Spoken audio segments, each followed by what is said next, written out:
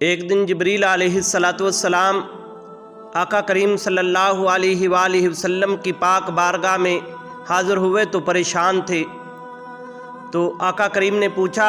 کہ اے جبریل، پریشانی کی وجہ کیا ہے؟ تو جبریل علیہ السلام عرض کرتے ہیں، یا رسول اللہ، اللہ تبارک و تعالیٰ کے حکم سے میں آج جہنم کا نظارہ کر کے آیا ہوں۔ یا رسول اللہ، جہنم کی سب سے نچلی والے طبقے میں منافق لوگ ہوں گے، اور چھٹے طبقے میں یا رسول اللہ مشرک ہوں گے، اور پانچویں طبقے میں یا رسول اللہ چاند اور سورج کی پوجا کرنے والے، اور چوتھے طبقے میں یا رسول اللہ آگ کی پوجا کرنے والے،